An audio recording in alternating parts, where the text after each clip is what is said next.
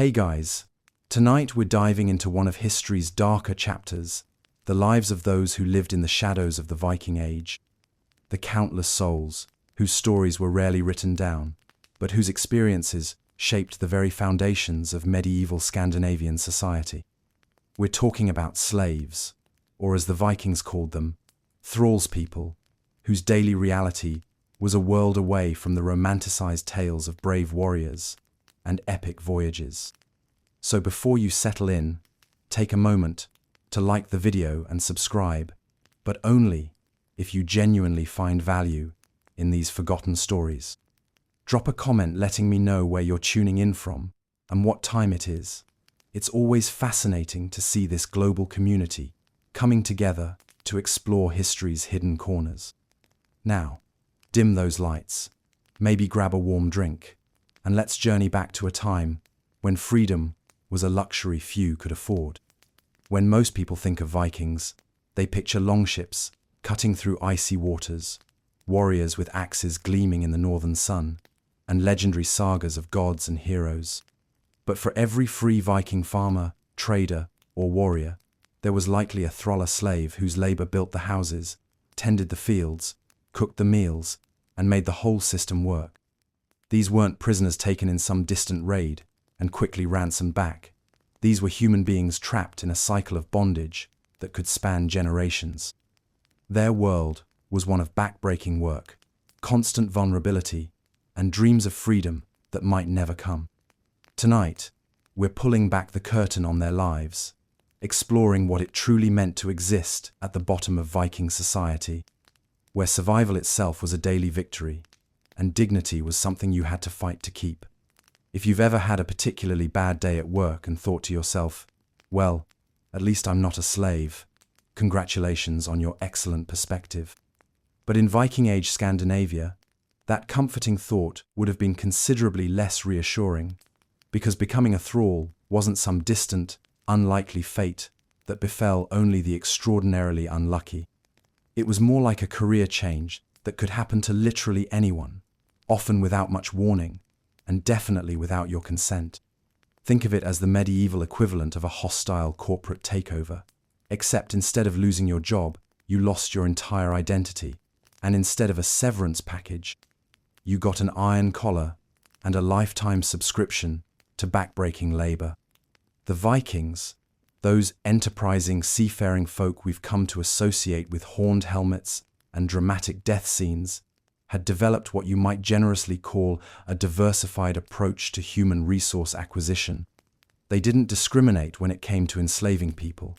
They were remarkably egalitarian in their willingness to strip anyone of their freedom, regardless of background, social status, or personal feelings on the matter. It was almost progressive if you squint really hard and ignore the fundamental horror of it all. The most famous route to thraldom, the one that gets all the attention in the history books and Hollywood movies, was the classic Viking raid. Picture this. You're a peaceful monk, perhaps Brother Aelred, spending your Tuesday morning copying manuscripts in some remote monastery on the Irish coast. You're thinking about lunch, maybe wondering if the turnips will be especially musty today, when suddenly the morning quiet is shattered by the sound of longships grinding against the rocky shore. Before you can say, Pax vobiscum, leather, clad warriors are pouring through your monastery gates, like a particularly aggressive flood, with axes and attitude problems. The Vikings had turned raiding into something approaching an art form, though admittedly not the kind that gets displayed in museums. They struck fast, struck hard, and showed up where they weren't expected, with the subtlety of a tornado in a china shop. Monasteries were particularly popular targets, not because the Vikings had anything personal against Christianity, though they weren't exactly fans, but because monasteries were conveniently isolated, often wealthy, and populated by people who had taken vows of peace. It was like raiding a bank where all the guards had promised never to fight back.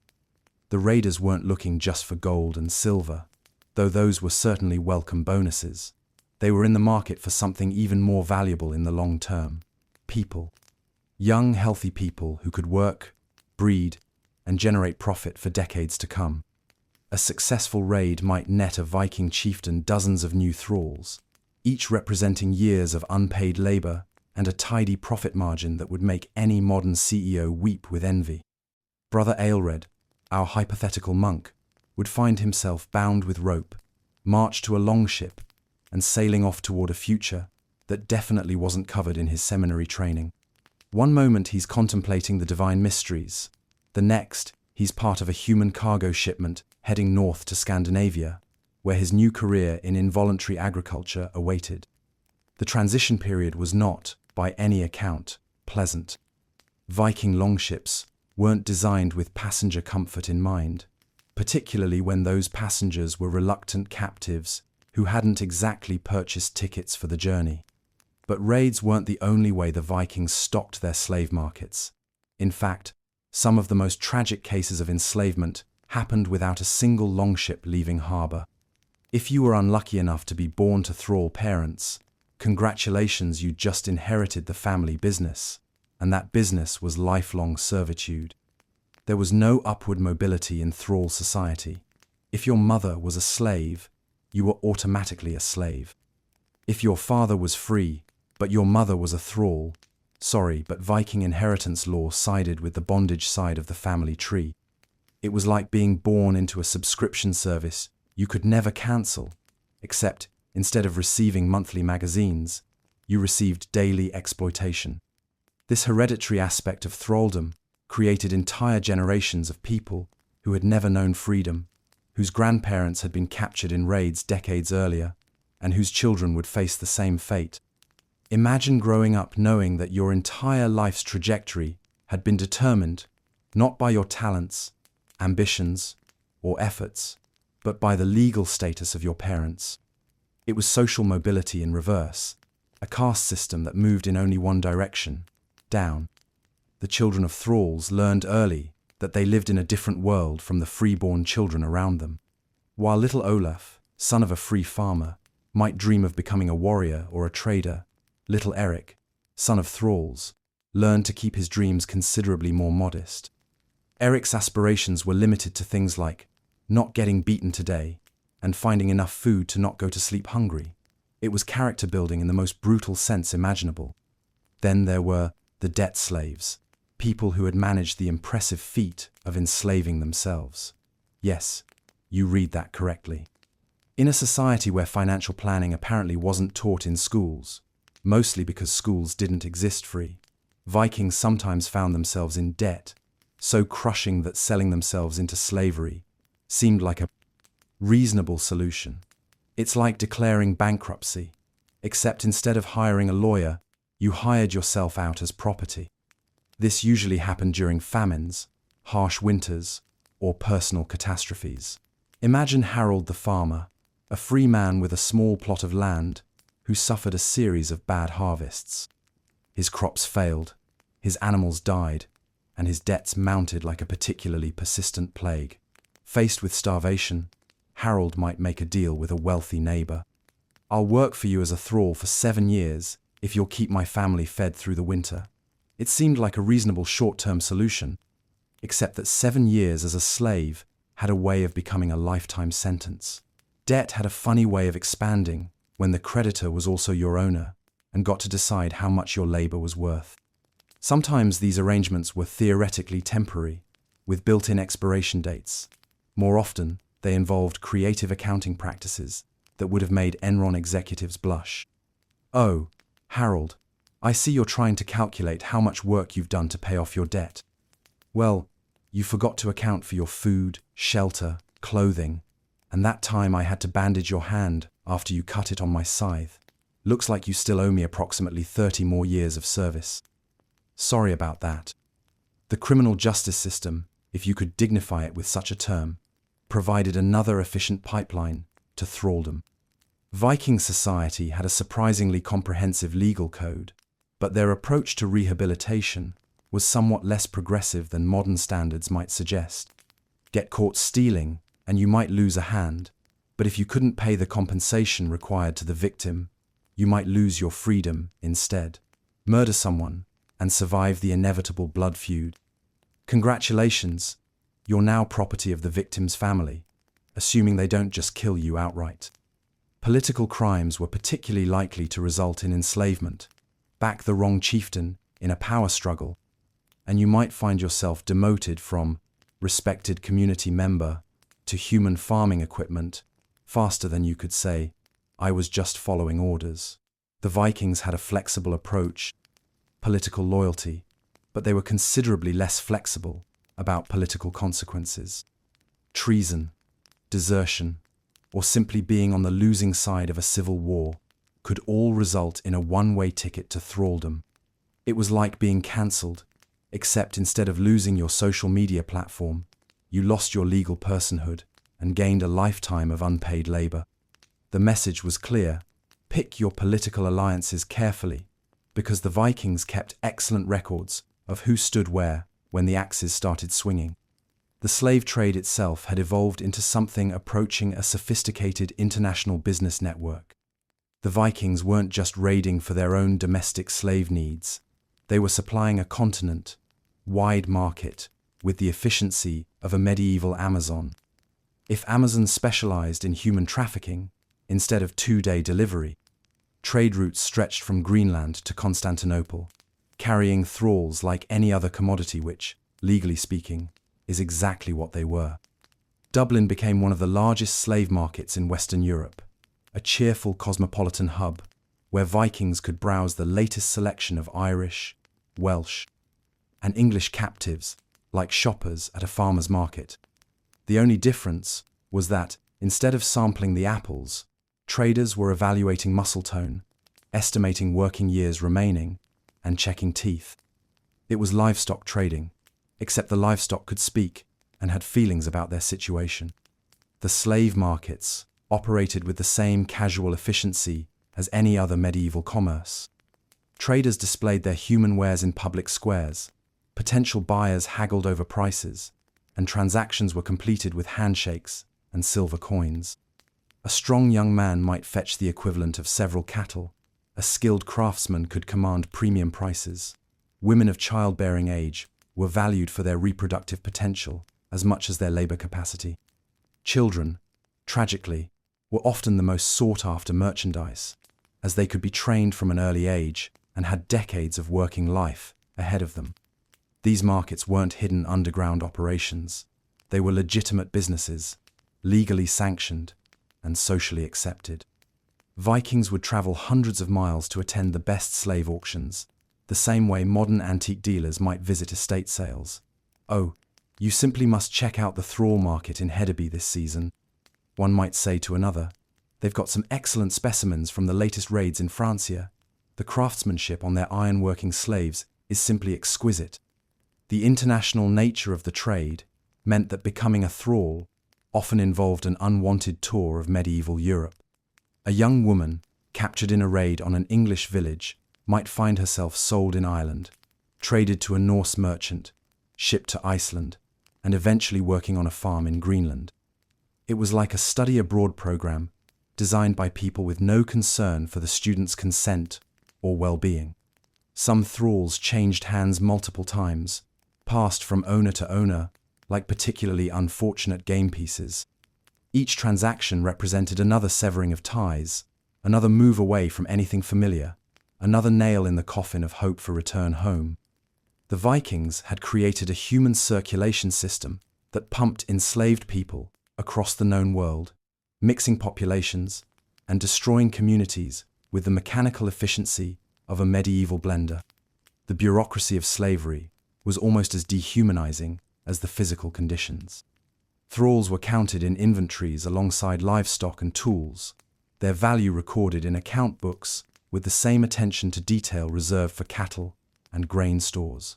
Item: 1 male thrall, age approximately 25, good teeth, experienced in fieldwork, slight limp in left leg, valued at 12 silver marks. It was a level of casual objectification that reduced human beings to their component economic parts.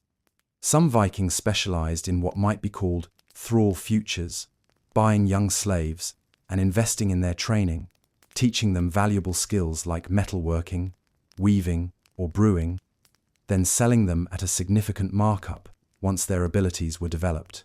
It was human capital development in the most literal and horrifying sense. These entrepreneurial slave owners were essentially running boarding schools where the students never graduated, never left, and never stopped generating profit for their educators. The sheer scale of the Viking slave trade is difficult to comprehend from a modern perspective. Conservative estimates suggest that during the height of the Viking Age, enslaved people made up somewhere between 10 and 20% of the Scandinavian population. In some regions, the percentage was even higher. This wasn't a marginal institution. It was a foundational element of Viking society, as integral to their economy as agriculture or fishing. For those unfortunate enough to find themselves swept up in this vast machinery of human exploitation, the journey to thraldom was often traumatic beyond imagination. Captured raiders faced weeks of travel in overcrowded ships, inadequate food, and the constant threat of violence. Many didn't survive the journey. Those who did arrived in a foreign land where they didn't speak the language, didn't understand the customs, and had no legal rights or social protections. The psychological impact of suddenly becoming property cannot be overstated. One day, you're a free person with hopes, dreams, and plans for the future. The next day, your life belongs to someone else, and your primary concern becomes avoiding punishment for minor infractions. It was like being transported not just to a different place, but to a different category of existence entirely. Even those born into slavery experienced their own form of trauma. Growing up as property meant learning to navigate a world where your humanity was conditional, where your value was measured solely in your capacity for labor, and where your relationships could be severed at your owner's whim. These children learned early to keep their emotional attachments shallow and their expectations low. The transition from free person to thrall was often marked by rituals designed to reinforce the new social order. New slaves might have their heads shaved, receive new names chosen by their owners, or be branded or collared to mark their status. These weren't just practical measures, they were psychological tools designed to break down the person's sense of individual identity and replace it with a subordinate role in someone else's household. Yet for all the systematic dehumanization, some thralls managed to maintain their sense of self, their dignity, and their hope for eventual freedom. They developed underground networks of support, found ways to preserve their cultural traditions, and created forms of resistance that didn't immediately invite violent retaliation. It was a testament to human resilience that even in the face of such comprehensive oppression, the spark of individual humanity refused to be completely extinguished. The various paths to thraldom shared one common characteristic. They were all irreversible without outside intervention. Once you became a slave in Viking society, climbing back out of that pit required either extraordinary luck, the kindness of your owner, or intervention from someone with enough power to challenge the system. For most thralls, freedom remained a distant dream, something that might happen to their grandchildren if fortune smiled upon the family for several consecutive generations. In the end, the Viking approach to slave acquisition revealed something profound about their society. They had created a system so efficient at capturing and processing human beings that becoming a thrall was less a catastrophic accident than an occupational hazard of living in early medieval Europe. Whether you were captured in a raid, born to enslaved parents, crushed by debt, punished for crimes, or simply unlucky enough to be in the wrong place when the political winds shifted, the result was the same. You became part of a vast machine designed to extract labor and profit from human misery. It was a reminder that in Viking society, as in many historical periods, freedom was not a natural right, but a privilege that could be revoked at any moment by those with sufficient power and insufficient conscience. The paths to thraldom were many and varied, but they all led to the same destination, a life where your humanity was subordinated to someone else's economic interests, and your dreams were replaced by the simple hope of surviving another day. If you've ever complained about your morning alarm clock, spare a thought for the Viking thrall.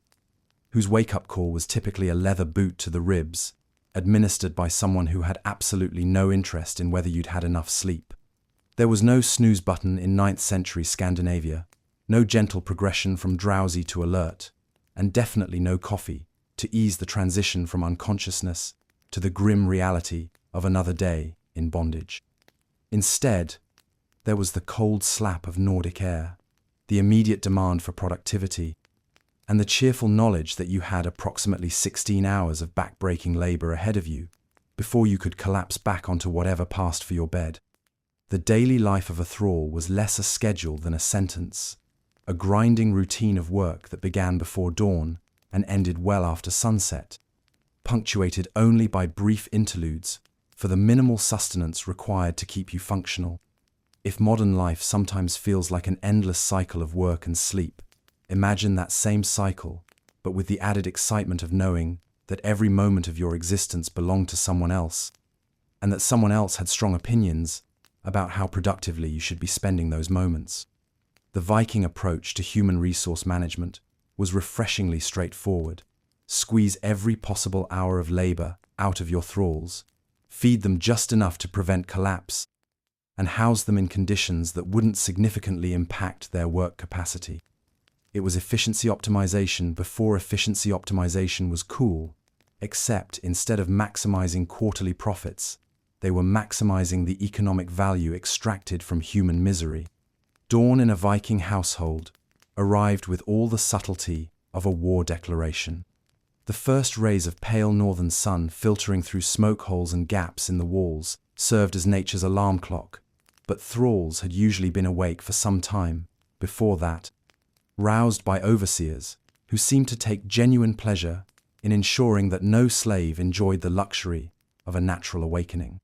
Sleep was viewed as an unfortunate necessity that interfered with productivity, like a machine that occasionally needed downtime for maintenance, but should otherwise be running continuously. The thrall's day typically began in the pre-dawn darkness, with the most essential and least glamorous tasks. Someone had to rekindle the fires that had been banked overnight, and that someone was definitely not going to be a free person who valued their sleep. Thralls crept through the cold morning air, breath visible in white puffs, carefully coaxing life back into embers that had been keeping the household from freezing during the night. It was delicate work that required skill and attention, because letting the fire die meant facing the wrath of an owner who would be both cold and furious, a combination that rarely ended well for the person responsible. While some thralls tended fires, others began the daily ritual of food preparation. This wasn't the leisurely business of crafting a nourishing breakfast. This was the military precision operation of feeding a household that expected to eat well without having to think about where their food came from or who had prepared it. Thralls ground grain, kneaded bread, milked animals, collected eggs, and began cooking the morning meal, all while trying to stay warm in kitchens that were only marginally less frigid than the outdoors.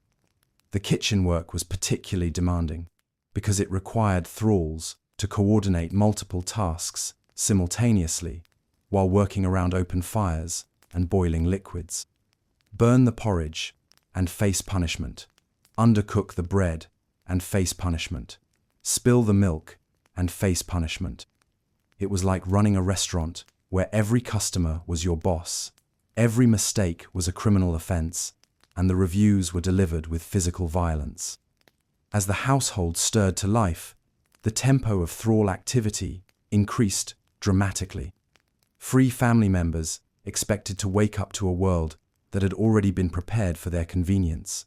Fires burning brightly, food ready to eat, clothing laid out, and workspaces organized. Thralls scurried through the longhouse like highly efficient ghosts, completing essential tasks while remaining as invisible as possible. The goal was to anticipate needs before they were expressed, because waiting to be told what to do suggested laziness, and laziness was not tolerated. The bulk of most thralls' working day was consumed by agricultural labor, the endless cycle of tasks required to keep a Viking farm productive. This meant different things depending on the season.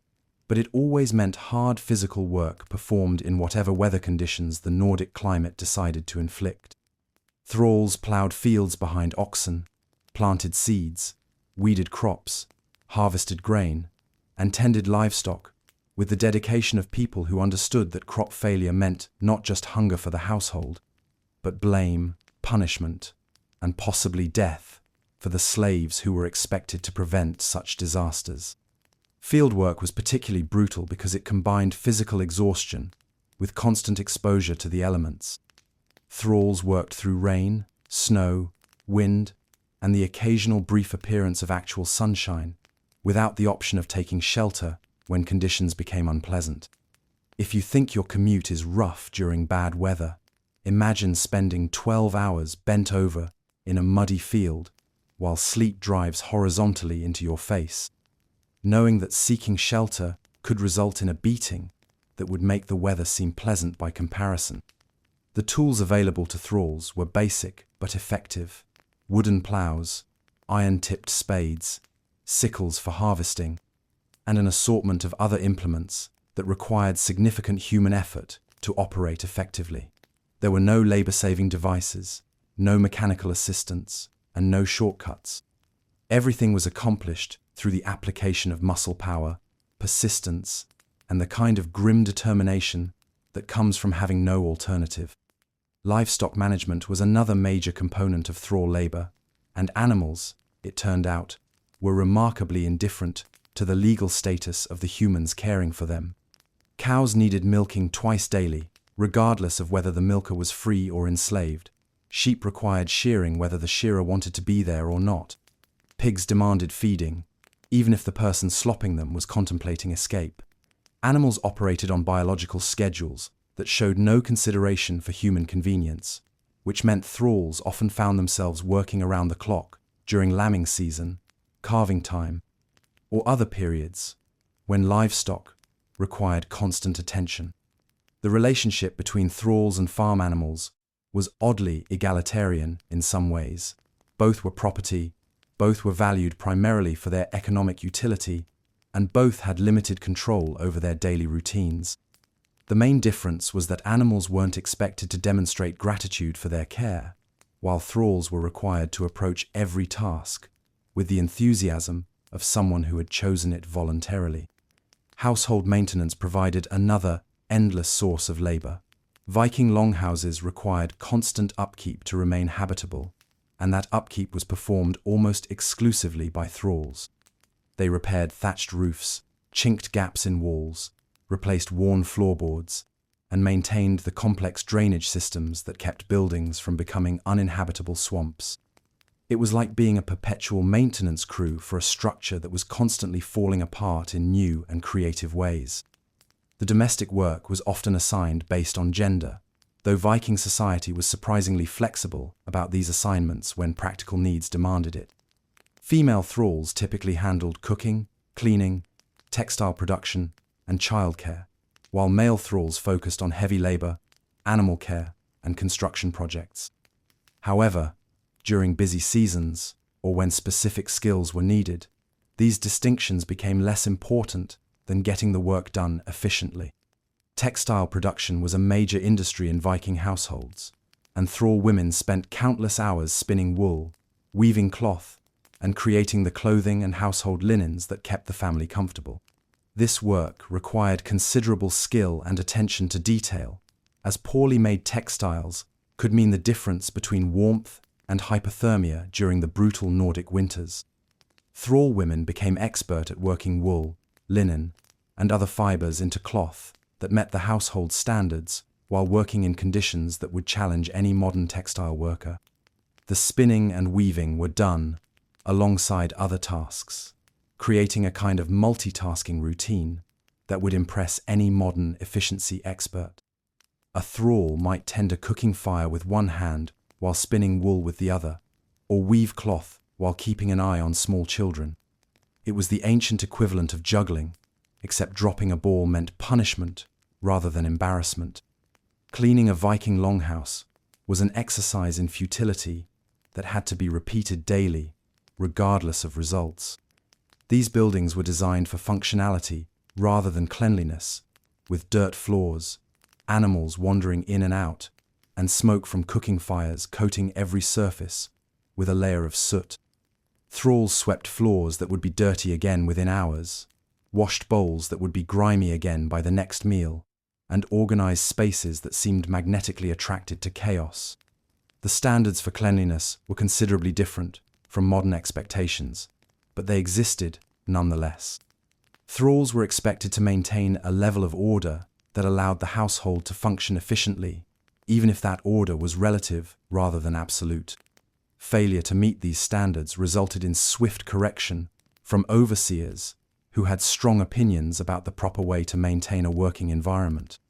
Food preparation and preservation occupied enormous amounts of thrall labor, particularly during harvest season, when the year's survival depended on successfully processing and storing the agricultural output. Thralls butchered animals, salted meat, dried fish, fermented vegetables, and performed the dozens of other tasks required to create a food supply that would last through the winter months. This work was both physically demanding and critically important, as mistakes in food preservation could lead to spoilage, hunger, and the kind of blame that thralls couldn't afford to attract. The preservation process was particularly intensive because it had to be completed within narrow time windows. Fish had to be cleaned and dried before they spoiled. Meat needed to be butchered and salted immediately after slaughter. Vegetables required processing at peak ripeness. Thralls worked through the night during preservation season, driven by the knowledge that winter survival depended on their success in capturing and storing the brief abundance of harvest time. Living conditions for thralls varied significantly depending on their owner's wealth, their own skills, and their position within the household hierarchy, but they were universally inferior to those enjoyed by free family members. Some thralls lived within the main longhouse, sleeping in corners or alcoves that provided minimal privacy and protection from the household's activities. Others were housed in separate slave quarters that offered more space but less warmth and security. The fortunate thralls who lived within the main house enjoyed the benefits of shared fires and slightly better protection from the elements, but they also faced constant supervision and the inability to ever truly relax. Imagine trying to sleep in your boss's living room while knowing that your boss had the legal right to kill you if you annoyed them too much. Privacy was non-existent.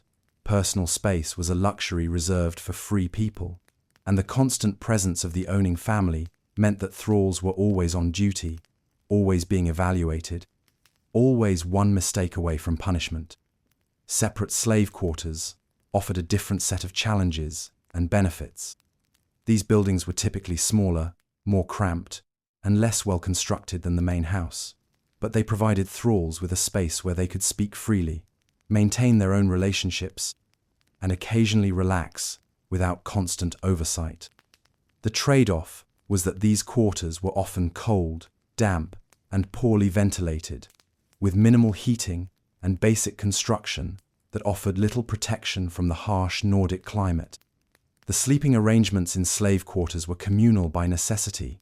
Multiple thralls shared small spaces, sleeping on crude beds made from straw, animal skins, or whatever materials could be scrounged. Privacy was nearly impossible, personal possessions were few, and comfort was defined as having enough covering to avoid freezing during the night. It was like living in a very poor hostel, where you couldn't check out, and the other guests were as trapped as you were. Clothing for thralls was purely functional, designed to keep them warm and mobile enough to work effectively, rather than to provide comfort or dignity. Thrall clothing was typically made from coarse wool or linen, often dyed in browns and greys that wouldn't show dirt as readily as lighter colors.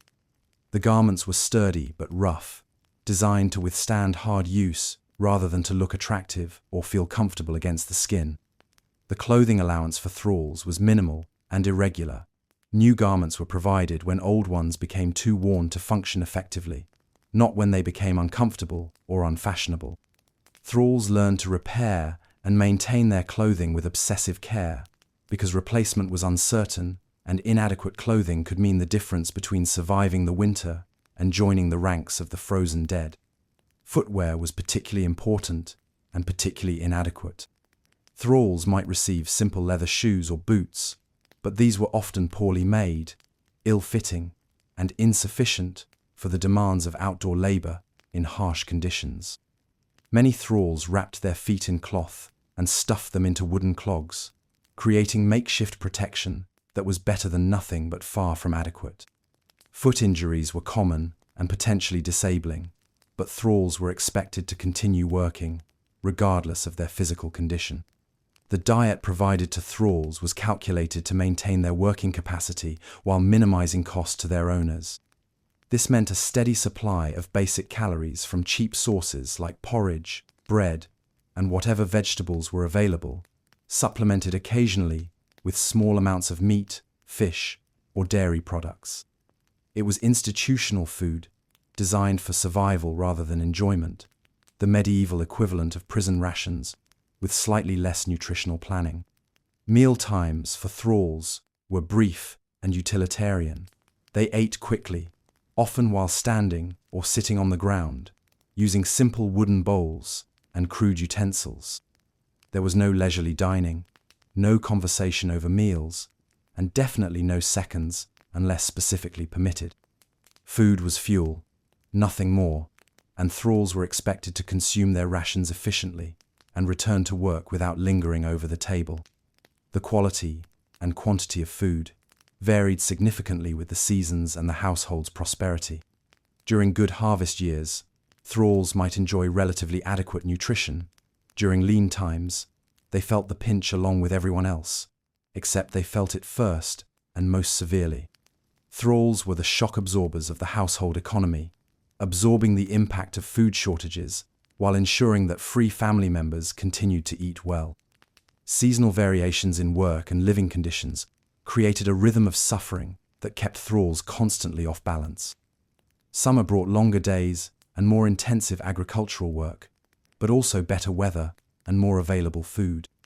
Winter meant shorter days and less field work, but also brutal cold, limited food supplies, and the constant struggle to maintain fires and prevent buildings from becoming uninhabitable ice caves.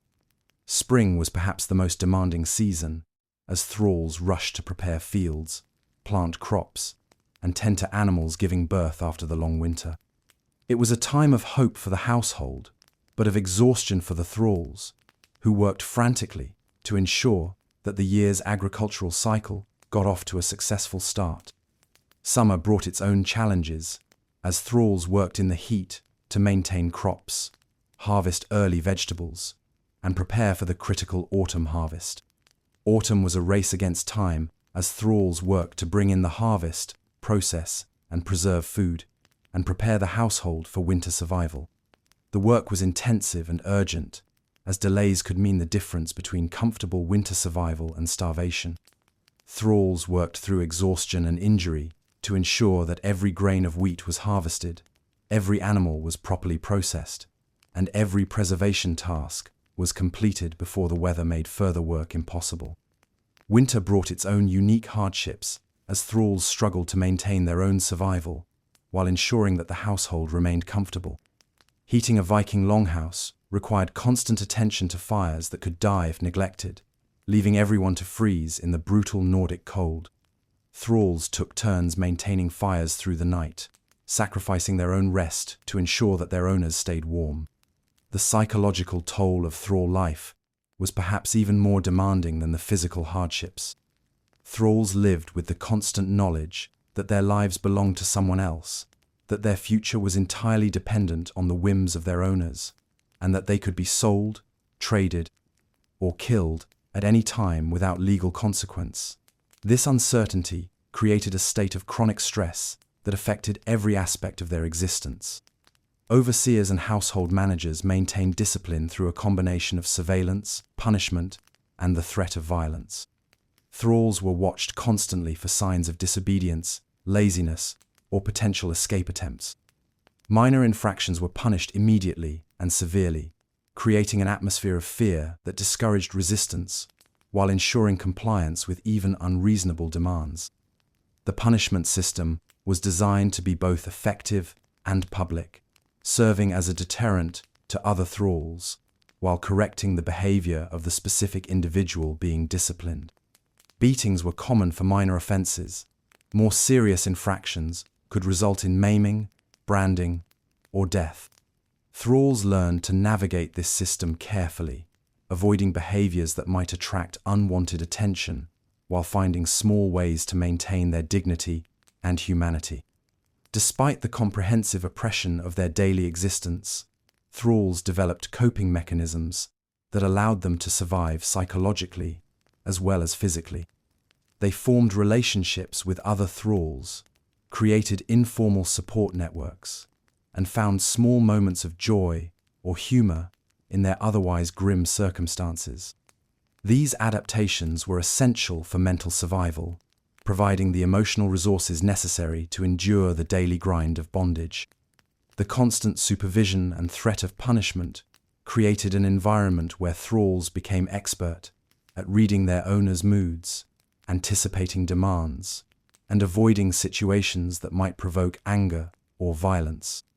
This hypervigilance was exhausting but necessary, as the ability to predict and prevent problems could mean the difference between a manageable day and a day of suffering. Religious and cultural practices provided another avenue for psychological survival. Thralls often maintained connections to their ancestral beliefs or adopted new religious practices that offered hope for eventual salvation or justice. These spiritual resources helped them endure present suffering by providing a framework for understanding their experiences and maintaining hope for eventual relief. The daily life of a Viking thrall was a masterclass in human endurance, a testament to the capacity of people to survive and maintain their humanity under conditions designed to crush both. Every day was a victory simply by virtue of ending with the thrall still alive, still capable of working, and still holding on to whatever fragments of dignity and hope they had managed to preserve. If modern life sometimes feels like an endless cycle of work and obligation, consider the thrall who faced each dawn knowing that the day ahead would bring back-breaking labor, minimal sustenance, constant supervision, and the ever-present threat of violence, all in service of someone else's comfort and prosperity. Their daily routine was a grinding machine designed to extract maximum economic value from human suffering, yet somehow, many thralls found ways to survive, to maintain relationships, and to hold on to hope for a better future. The mundane details of thrall life, the early mornings, the repetitive tasks, the simple meals, the crude sleeping arrangements paint a picture of existence stripped down to its most basic elements. Yet within that stark framework, human beings found ways to create meaning, to care for each other, and to resist the complete dehumanization that their legal status implied. It was ordinary heroism performed daily by people whose names history forgot, but whose struggles remind us that dignity and humanity can survive even the most systematic attempts to destroy them.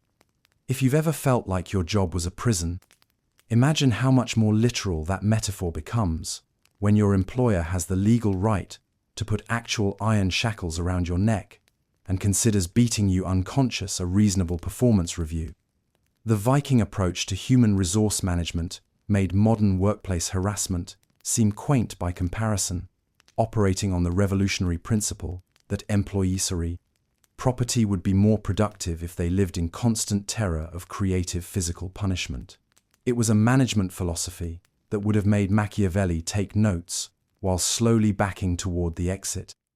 The Vikings had elevated the control of human beings to something approaching an art form, though it was the kind of art that museums would store in the basement and scholars would discuss in hushed, uncomfortable tones.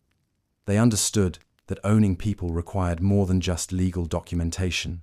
It demanded a comprehensive system of physical markers, psychological intimidation, and spectacular punishment that would make resistance seem not just futile, but actively suicidal. If you're going to reduce human beings to the status of livestock, the Vikings reasoned with their characteristic efficiency, you might as well do it thoroughly. The most visible symbol of thrall status was the iron collar, a piece of metalwork that served multiple functions: identification, humiliation, and a constant reminder that the person wearing it had roughly the same legal rights as a particularly valuable cow. These weren't delicate pieces of jewelry. They were crude iron bands hammered around the neck, often featuring spikes or chains that made sleeping comfortable, about as likely as winning the lottery. The collar announced to everyone within visual range that its wearer was property, available for purchase, and not to be treated with the basic courtesy typically extended to actual human beings. The iron collar was both practical and symbolic, like a medieval name tag that happened to weigh several pounds and could potentially strangle you if it caught on something. From a practical standpoint, it made escape considerably more difficult, as few people were willing to help someone who was obviously marked as stolen property. From a psychological perspective, it served as a constant reminder of the wearer's status, ensuring that no thrall could forget, even for a moment, that they belonged to someone else. The craftsmanship of these collars varied depending on the owner's wealth and aesthetic preferences. Wealthy Vikings might commission relatively elaborate collars, engraved with their names or symbols, turning their human property into walking advertisements for their prosperity. Poorer owners made do with simple iron bands that prioritized function over form, though the function in question was still fundamentally dehumanizing, regardless of the decorative details. Some collars featured additional attachments designed to increase their control value. Chains might connect multiple thralls, creating human chain gangs that moved together or not at all. Bells could be attached to announce the thrall's location at all times, making stealth impossible and privacy a fond memory. Spikes or protrusions made removing the collar without proper tools extremely dangerous, essentially turning the thrall's neck into a booby trap designed to discourage tampering. The psychological impact of wearing an iron collar cannot be overstated.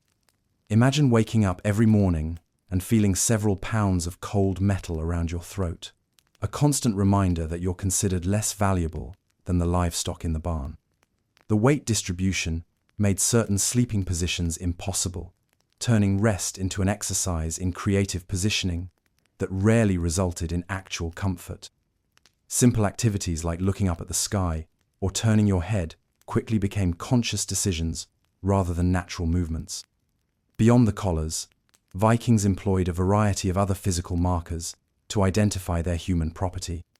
Branding was common, usually applied to visible areas like the forehead or cheek, creating permanent advertisements of the thrall's status that couldn't be removed or disguised.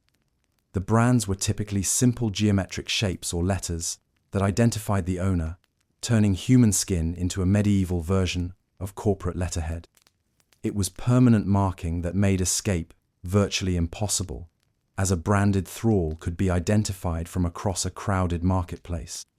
The branding process itself was designed to be both traumatic and public, serving as entertainment for the free population, while creating a memorable experience for the thrall.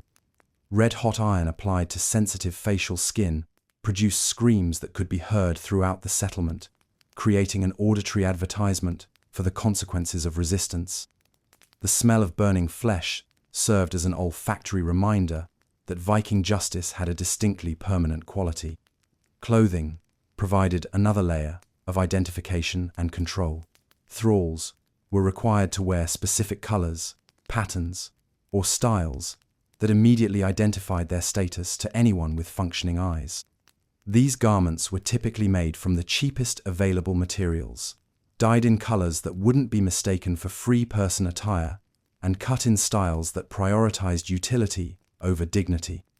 Think of it as the world's first and most depressing dress code, enforced by people who had strong opinions about fashion and even stronger opinions about maintaining social hierarchies.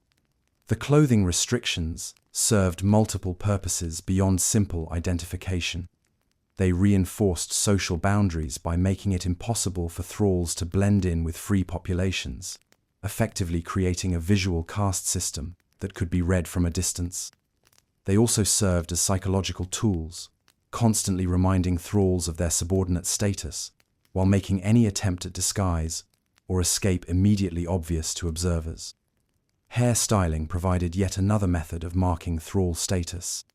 Many thralls were required to maintain specific haircuts that identified their condition, often involving shaved heads or distinctive patterns that couldn't be mistaken for fashionable choices.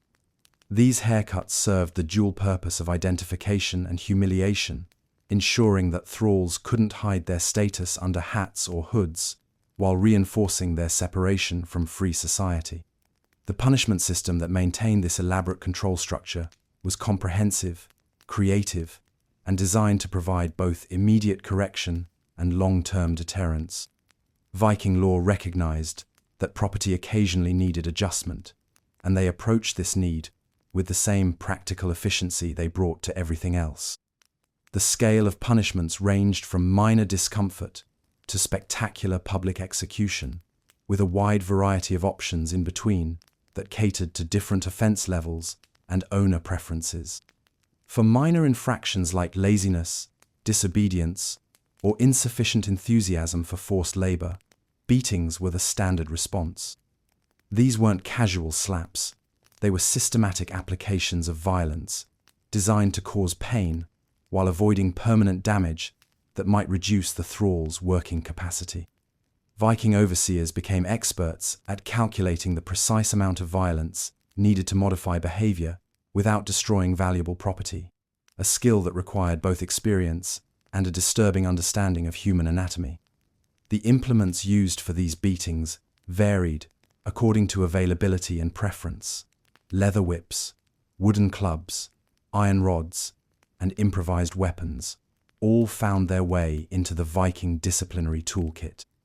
Some owners developed signature punishment styles, becoming known throughout their communities for particularly creative approaches to violence.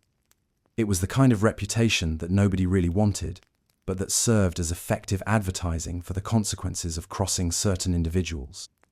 More serious offenses demanded more serious responses. Attempted escape, for instance, might result in maiming designed to prevent future escape attempts, while serving as a visible warning to other thralls. Cutting the tendons in a thrall's feet ensured they would never run again, while leaving them capable of performing seated work. Removing fingers reduced manual dexterity, while creating a permanent identifier of the thrall's escape history. These punishments were both practical and symbolic, addressing the immediate problem while creating lasting advertisements for the consequences of resistance.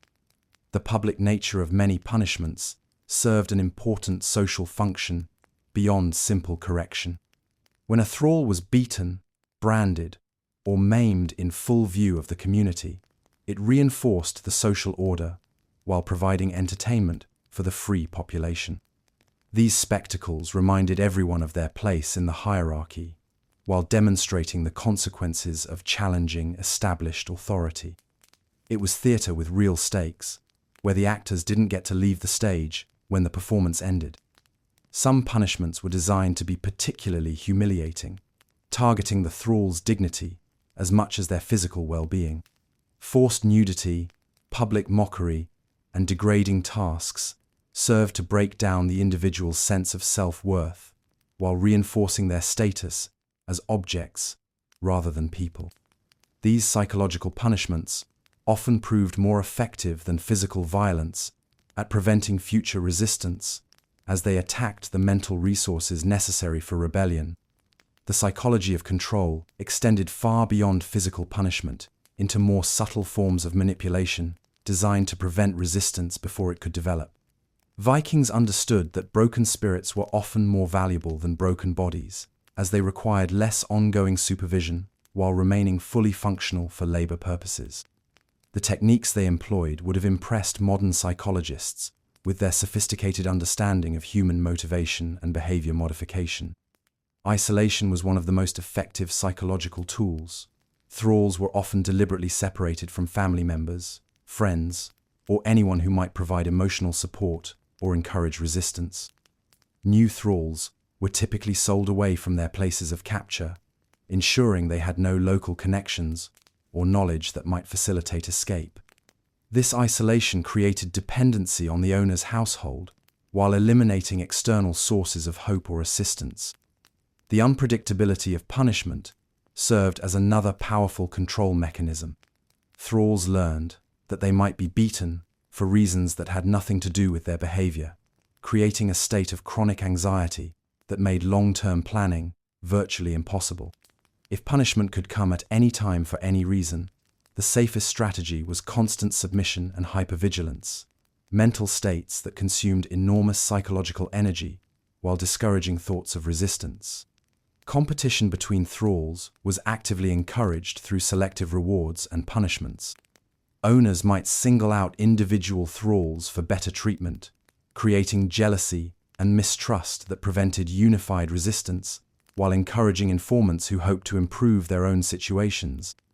It was divide-and-conquer tactics applied to people who were already at the bottom of the social hierarchy, ensuring that even among the oppressed, solidarity remained elusive. The promise of eventual freedom, whether genuine or fabricated, served as a powerful tool for maintaining compliance. Thralls who believed they might eventually earn manumission through good behavior were less likely to risk everything on desperate escape attempts. Whether these promises were real or simply another form of manipulation varied from owner to owner, but the effect was the same. Hope could be as effective a chain as iron when properly applied. Religious conversion was often employed as another form of psychological control. Christian thralls might be forced to abandon their traditional beliefs in favor of Norse paganism, while pagan thralls might be pressured to convert to Christianity, depending on their owner's preferences. This spiritual disruption served to disconnect thralls from their cultural identities, while creating another avenue for punishment when religious observance was deemed insufficient. Despite this comprehensive system of physical and psychological control, thralls found ways to resist that didn't immediately invite spectacular retaliation. These forms of resistance were necessarily subtle, designed to provide some measure of dignity or control, while avoiding detection by owners and overseers, who were constantly watching for signs of disobedience. Work slowdowns were perhaps the most common form of resistance, as they were difficult to prove and could often be attributed to fatigue, confusion, or lack of skill rather than deliberate defiance. A thrall might take slightly longer to complete tasks, misunderstand instructions in ways that reduced efficiency, or develop mysterious ailments that affected their productivity. These actions provided some sense of agency while rarely rising to the level that would trigger severe punishment. Sabotage offered another avenue for resistance, though it required considerable care to avoid detection. Tools might be dulled or damaged in ways that appeared accidental. Crops might be accidentally damaged during cultivation, or food might be mistakenly oversalted or undercooked. These actions allowed thralls to strike back at their oppressors, while maintaining plausible deniability about their intentions. Information networks developed among thralls, despite efforts to prevent communication and cooperation. Messages were passed through coded gestures, hidden notes, or whispered conversations during brief moments when supervision was relaxed. These networks allowed thralls to warn each other about impending punishments, share survival strategies, and maintain some sense of community, despite systematic efforts to isolate them. Cultural preservation became a form of resistance in itself. Thralls would secretly maintain traditional songs, stories, and customs from their homelands, passing them along to children and new arrivals despite prohibitions against such activities. These cultural practices provided psychological anchors that helped individuals maintain their identities, despite efforts to reduce them to simple labor units.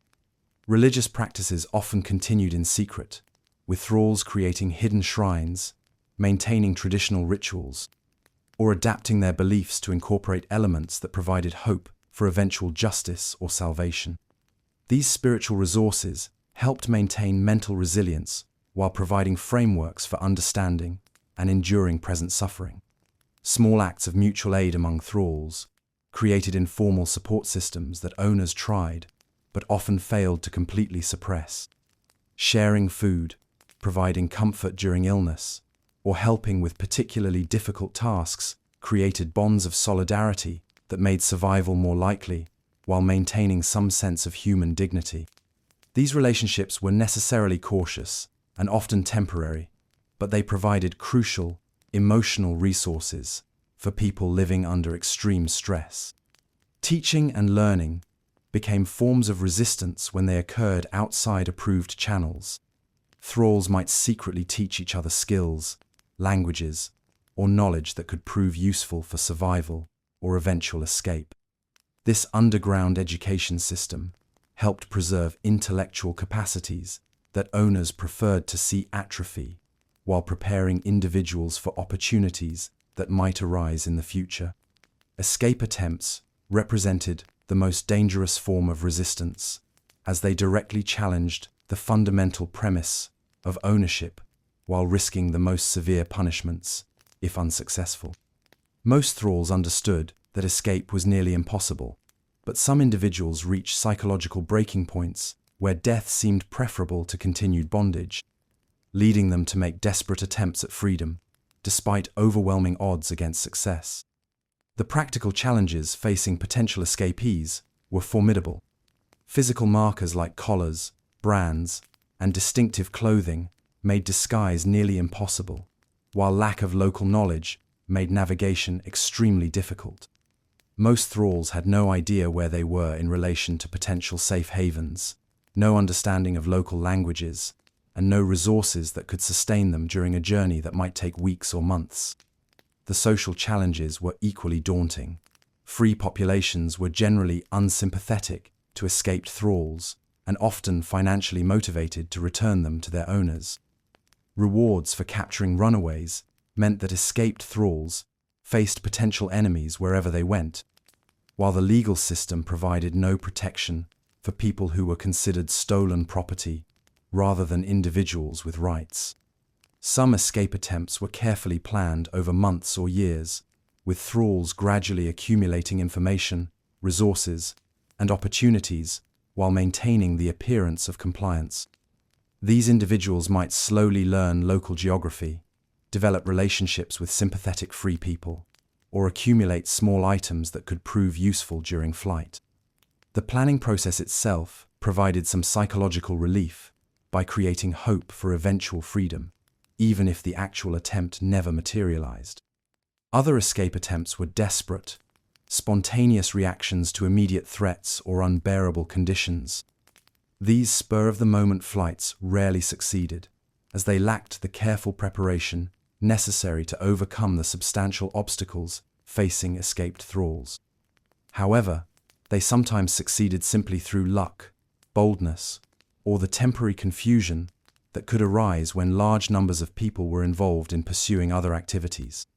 Successful escapes were rare enough to become legendary among thrall populations, providing inspiration while serving as cautionary tales about the importance of careful planning. Stories of successful escapees were passed along through underground networks, often growing in the telling until they resembled folk tales rather than historical accounts.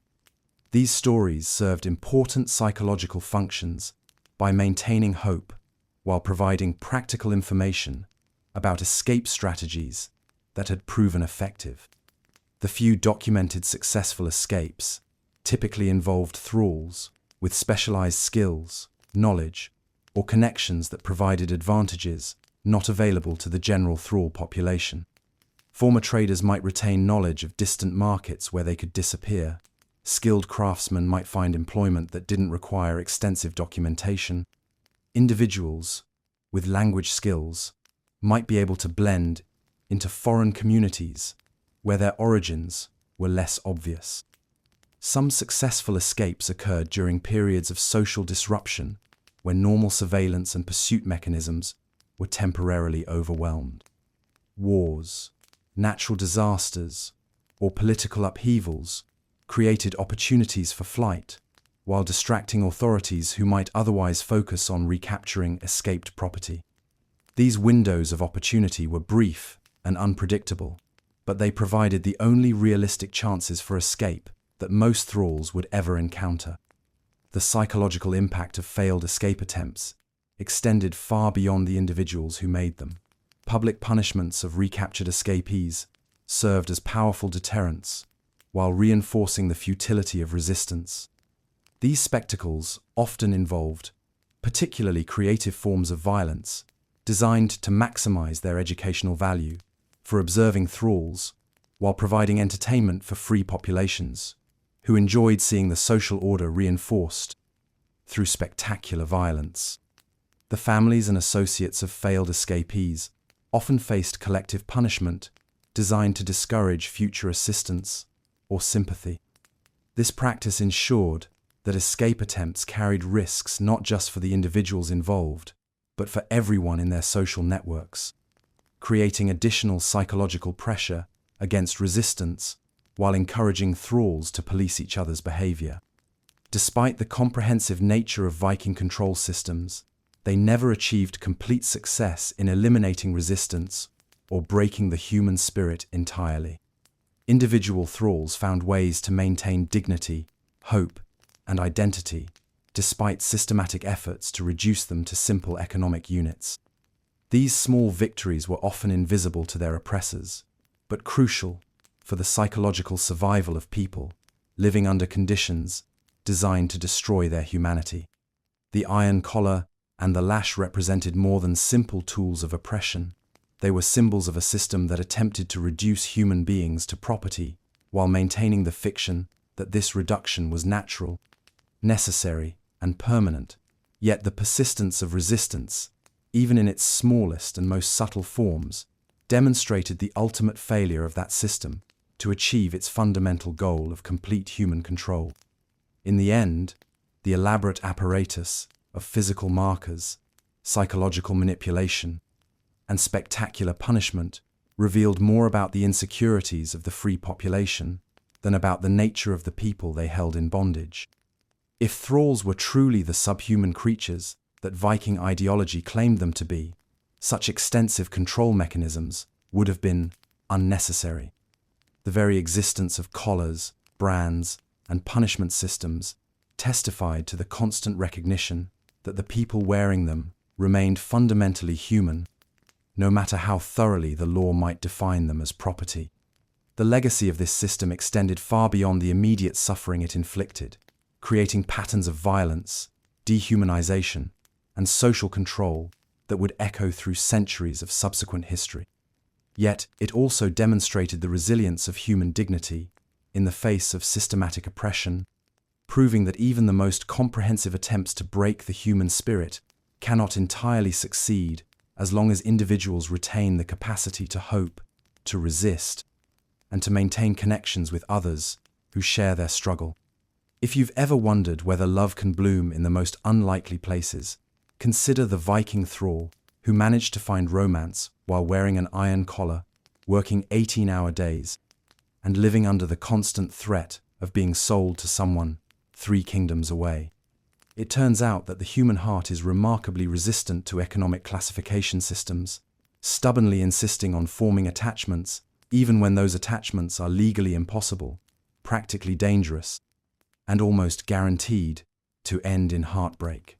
The Vikings, for all their sophisticated approaches to human control, never quite figured out how to regulate emotions, leading to the awkward discovery that people continued to act like human beings even when the law insisted they were livestock.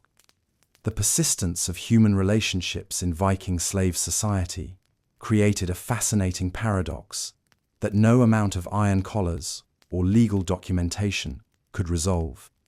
On one hand, thralls were property, bought and sold like cattle, with no legal rights to their own bodies, their labor, or their future. On the other hand, they continued to fall in love, form friendships, create families, and maintain the complex emotional bonds that define human communities.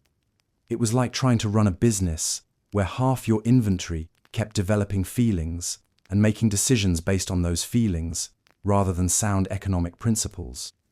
This emotional persistence created constant management problems for Viking slave owners, who discovered that human beings were considerably more complicated than other forms of property. Cattle didn't form romantic attachments that interfered with their market value.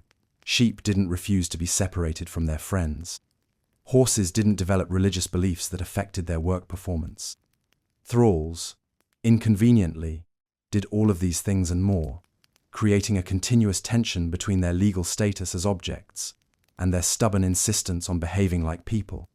Romantic relationships among thralls developed despite systematic efforts to prevent them, flourishing in the margins of a system designed to make human connection impossible. These relationships were necessarily clandestine, conducted in whispered conversations during brief work breaks, stolen glances across crowded workspaces, and hurried meetings in whatever private spaces could be found or created. It was like dating in a totalitarian state where the government had a personal interest in preventing your happiness and the legal authority to separate you permanently if they discovered your feelings. The practical challenges facing thrall couples were formidable.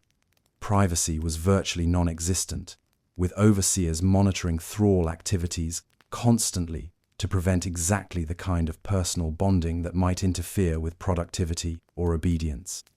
Free time was minimal and heavily supervised, leaving little opportunity for the leisurely courtship rituals that free people might enjoy. Simple conversations between thralls of different genders were often discouraged or forbidden, making even basic communication a risky enterprise that required careful timing and considerable courage. Physical intimacy presented even greater challenges, as it required finding spaces and times when supervision was relaxed enough to allow private meetings without risking severe punishment. Thralls became experts at reading their overseers' schedules, identifying blind spots in the surveillance system, and creating brief windows of opportunity for personal connection. It was romantic engineering of the highest order, requiring the kind of careful planning typically reserved for military operations or elaborate heists. The emotional intensity of these relationships was amplified by their precarious nature. When any moment might bring separation, sale, or punishment that could end the relationship permanently, every shared word and touch carried extraordinary weight. Thrall couples lived with the constant awareness that their time together was borrowed, that their feelings existed in defiance of a system designed to make such feelings impossible. It was love under siege, conducted with the desperate intensity of people who understood that today might be their last opportunity for connection. Some thrall relationships began before enslavement and survived the transition to bondage, creating tragic situations where couples watched each other endure systematic dehumanization while being powerless to provide protection or comfort. A husband and wife, captured together in a raid, might find themselves assigned to different work details, housed in separate quarters, and forbidden from acknowledging their relationship publicly. They became strangers who shared a history, forced to pretend indifference while maintaining their bond through covert communication and stolen moments. Other relationships developed within the thrall community as people found solace and connection with others who shared their circumstances. These bonds were often particularly strong, forged in the crucible of shared suffering and mutual understanding that could only exist between people who had experienced similar trauma. A thrall who had lost everything might find hope again in another person who understood loss, creating relationships that were both deeply meaningful and heartbreakingly fragile. The Viking approach to thrall relationships was typically pragmatic rather than ideological. Some owners actively discouraged romantic attachments, viewing them as distractions that interfered with work productivity and obedience. These owners might separate couples deliberately, punish displays of affection, or use relationship bonds as leverage for controlling behavior. Work harder, or I'll sell your beloved to someone in Iceland, was the kind of motivational technique that modern human resources departments would frown upon, but that Viking slave owners found remarkably effective. Other owners took a more calculating approach, recognizing that stable relationships might actually increase productivity while providing opportunities for additional control. Thrall couples might be allowed to cohabit in exchange for increased work output, or their relationship might be used as a reward system where good behavior was reinforced through continued proximity while disobedience resulted in separation. It was emotional manipulation elevated to the level of systematic policy, treating human love as just another tool in the slave management toolkit. Some particularly entrepreneurial owners discovered that thrall relationships could be profitable in their own right. Thrall couples produced children who were automatically enslaved, representing future economic value that could be planned and anticipated like any other agricultural crop. These owners might actively encourage thrall relationships while maintaining strict control over the resulting offspring, essentially running breeding programs designed to produce the next generation of unpaid workers. The children born into these relationships faced circumstances that challenge modern understanding of childhood and family. From their first breath, these children belonged not to their parents, but to their parents' owners, creating family structures that existed at the sufferance of people who viewed them primarily as economic investments. A thrall mother might nurse and care for her child, while knowing that at any moment that child could be sold away from her forever, creating bonds that were simultaneously profound and precarious. Thrall parents faced impossible emotional calculations as they raised children who were legally property. How do you teach a child to hope when hope is dangerous? How do you instill dignity in someone who will spend their life being treated as an object? How do you prepare your child for a world where they have no rights, no future beyond servitude, and no protection beyond what their economic value might provide? These parents had to navigate the delicate balance between preparing their children for harsh realities while maintaining enough optimism to make life worth living. The parent-child relationship in thrall families was complicated by the knowledge that parents had no legal authority over their children's lives. A thrall father couldn't protect his son from punishment, couldn't prevent his daughter from being sold, couldn't make decisions about his children's education, work assignments, or future. Parental authority, one of the most fundamental aspects of family structure, was systematically stripped away, leaving emotional bonds without the practical power to protect or guide. Some thrall children grew up without knowing their parents, separated early in life, and raised by whoever happened to be available in the household where they were assigned. These children learned to form attachments carefully, understanding instinctively that the adults around them might disappear at any moment. They developed survival strategies that emphasized adaptability over deep emotional connection, learning to find comfort and guidance wherever it was available, rather than relying on stable family relationships. The education of thrall children was entirely practical, focused on developing skills that would increase their economic value rather than their personal fulfillment or intellectual development. Children learned to work almost as soon as they could walk, starting with simple tasks and gradually taking on more complex and physically demanding labor as they grew. There were no thrall schools, no literacy programs, no cultural enrichment activities designed to develop their minds or spirits. Yet thrall parents found ways to pass along knowledge, values, and cultural traditions, despite systematic efforts to prevent such transmission. Stories were whispered in the darkness, songs were hummed during work, and moral lessons were embedded in seemingly casual conversations. These parents became underground teachers, preserving elements of their heritage while preparing their children for the realities they would face as enslaved adults. Religious belief provided another arena where humanity persisted despite institutional efforts to control or eliminate it. Many thralls maintained connections to their ancestral spiritual traditions, practicing their faith in secret, while outwardly conforming to whatever religious observances their owners required. This spiritual resistance created internal spaces of freedom that no amount of physical control could entirely eliminate. The gradual spread of Christianity through Scandinavian society had complex effects on thrall treatment that varied significantly depending on local interpretations of Christian doctrine.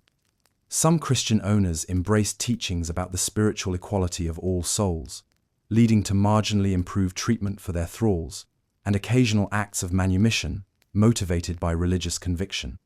The idea that thralls possessed immortal souls, identical to those of free people, created theological complications for a system based on treating them as subhuman property.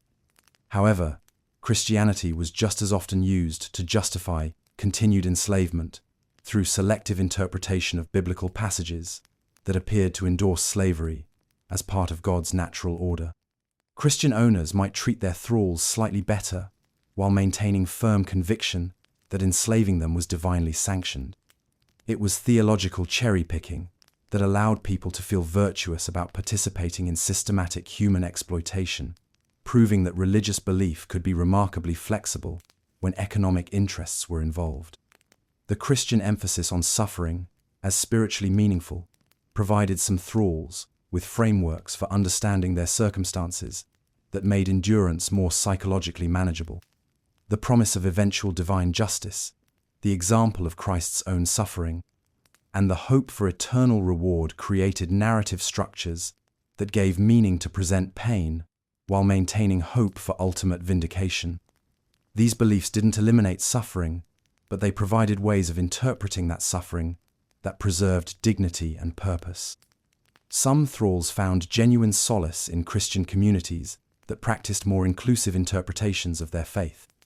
Churches that welcomed thralls as spiritual equals, even while acknowledging their legal status as property, provided spaces where enslaved people could experience temporary respite from dehumanization.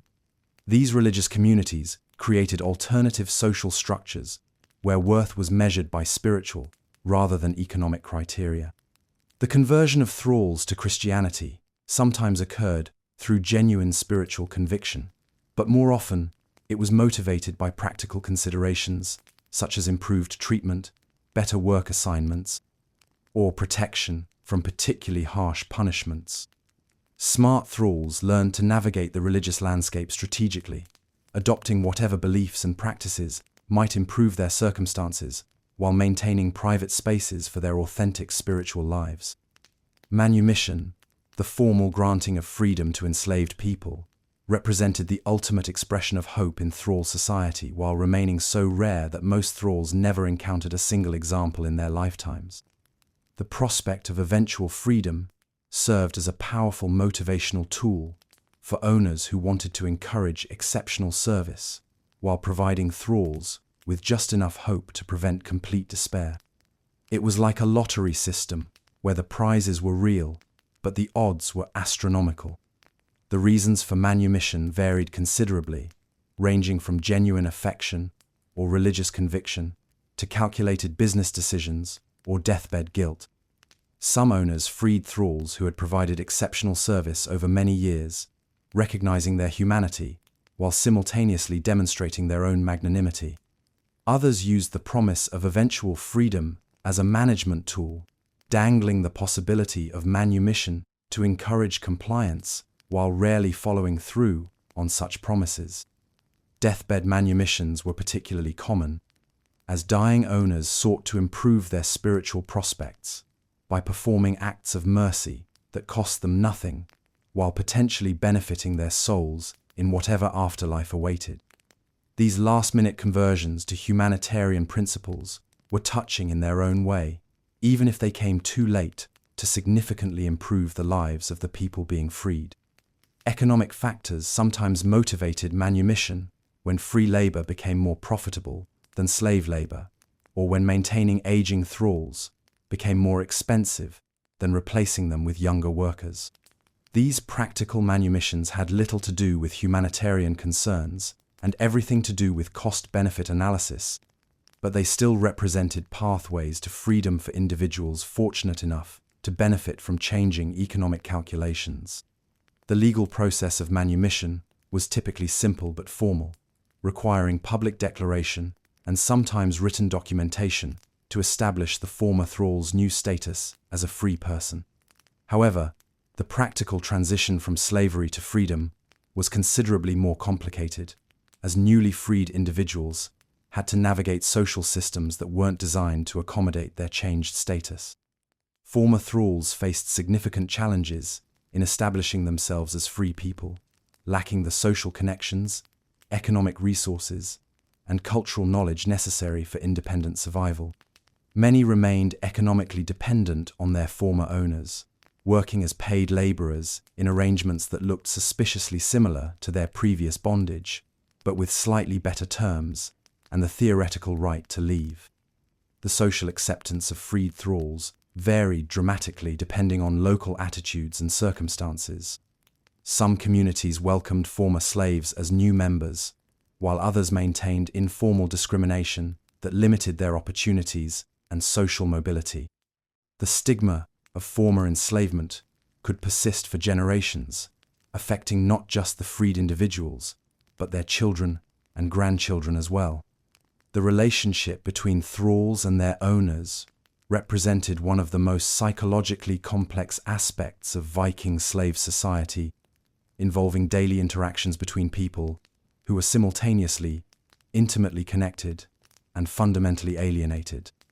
These relationships developed over years or even decades of shared experience, while maintaining the underlying reality of absolute power imbalance that defined the slave-master dynamic.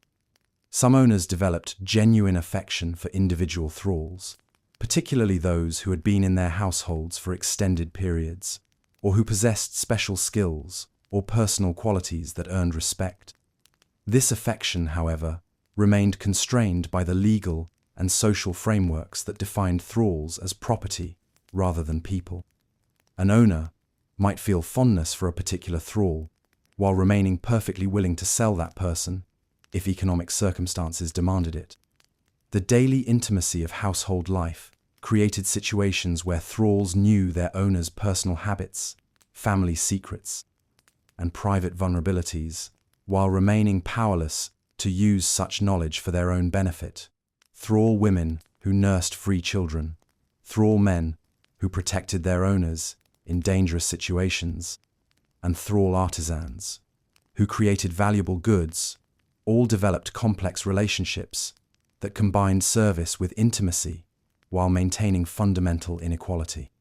Some thralls became trusted advisors or confidants to their owners, providing counsel on personal or business matters while maintaining their enslaved status. These relationships created paradoxical situations where the same person might be consulted on important decisions during the day and chained in quarters at night, treated as both valued counselor and owned property depending on the specific context of the interaction. The psychological dynamics of these relationships were further complicated by the Stockholm Syndrome-like effects that could develop when enslaved people's survival depended entirely on their owner's goodwill. Thralls might develop genuine loyalty or attachment to owners who treated them with relative kindness, even while recognizing that such treatment was contingent on continued submission and good behavior. Children presented particularly complex relationship dynamics, as young thralls often grew up alongside free children in the same households. These children might play together, share tutors or caretakers, and develop friendships that transcended their legal statuses, only to have those relationships constrained or terminated as they reached adulthood, and the implications of their different legal positions became more significant. The sexual exploitation of thralls created another layer of complexity in master-slave relationships, as owners had legal access to thralls' bodies, while those same thralls had no recourse for unwanted advances or abuse. Some of these relationships developed elements of genuine affection or partnership, while others remained purely exploitative, but all of them occurred within power structures that made true consent impossible. The children produced by these relationships occupied ambiguous positions in household hierarchies, legally enslaved through their mother's status, while often receiving better treatment due to their father's ownership. These mixed-status children navigated complex family dynamics where they might be simultaneously siblings and property, relatives and possessions, depending on which aspects of their parentage were being emphasized at any given moment.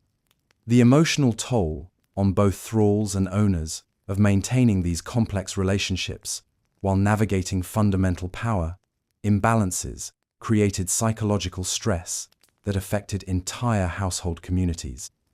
Owners had to manage the cognitive dissonance of treating people as property while developing personal relationships with them, while thralls had to balance genuine human feelings with survival strategies that required maintaining appropriate subservience. Some of the most poignant examples of humanity in thrall society came from the small acts of kindness and recognition that occurred between enslaved people and their owners. Moments when legal status was temporarily set aside in favor of basic human decency. An owner who provided extra food during illness, a thrall who risked punishment to comfort a grieving free child, or shared moments of laughter that transcended social boundaries, all demonstrated the persistence of human connection, despite systematic efforts to prevent it. These glimpses of humanity didn't eliminate the fundamental injustices of the slave system, but they provided evidence that even the most comprehensive efforts to dehumanize people couldn't entirely succeed as long as daily life required ongoing personal interaction. The Viking slave system, for all its efficiency and brutality, could never completely eliminate the recognition that thralls remained human beings with emotions, relationships, and spiritual lives that no legal document could define away. The legacy of these relationships extended far beyond the immediate Viking period, creating cultural patterns and family connections that influenced Scandinavian society for generations. The children and grandchildren of freed thralls carried forward memories, traditions, and genetic inheritance that became woven into the broader community fabric, proving that the boundaries between free and enslaved were more permeable than legal definitions suggested.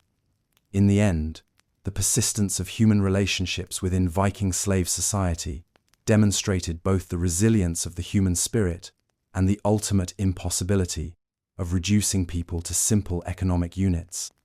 Love, family, faith, and hope proved remarkably resistant to systematic oppression, finding ways to flourish, even in circumstances designed to make them impossible. These glimpses of humanity remind us that even in history's darkest chapters, people found ways to maintain their essential dignity and connection to others, proving that the most important aspects of human experience cannot be owned, sold, or regulated away.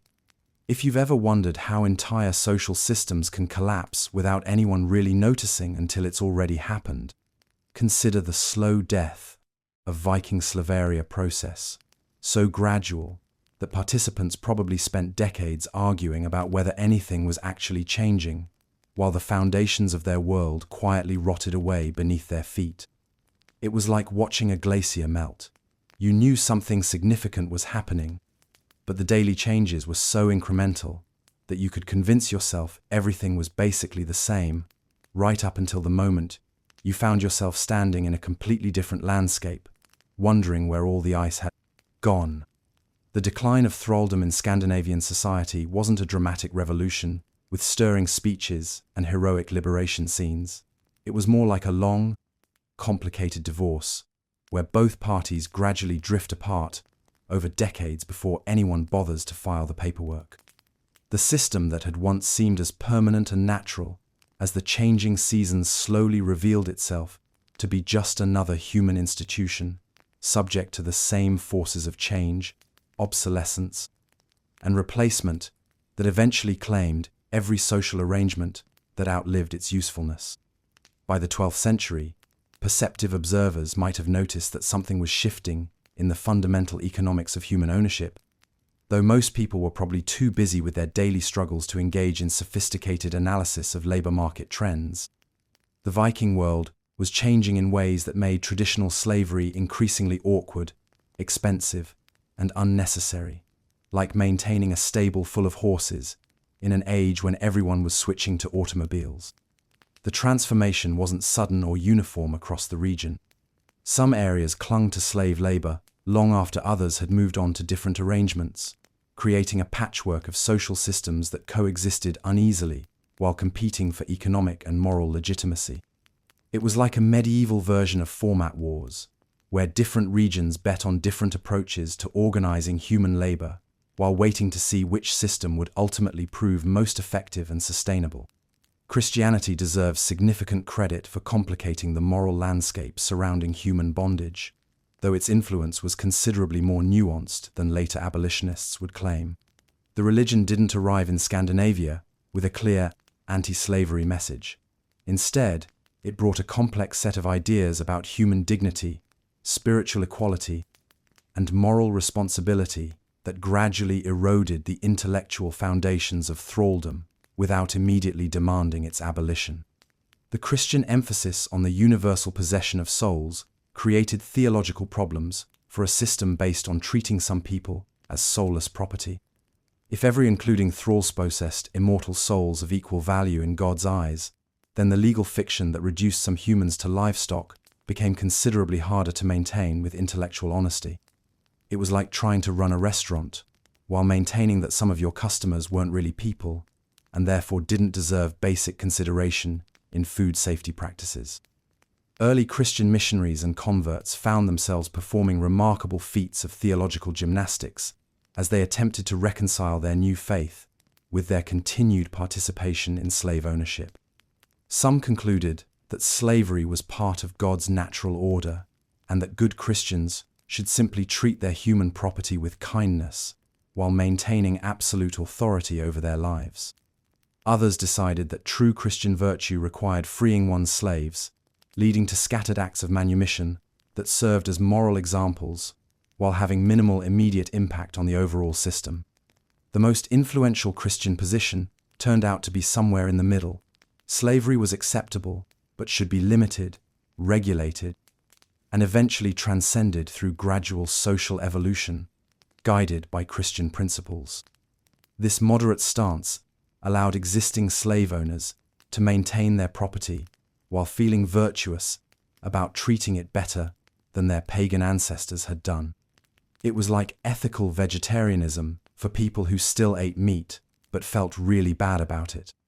Christian institutions, particularly monasteries, became influential advocates for improved treatment of enslaved people, while stopping short of demanding immediate abolition.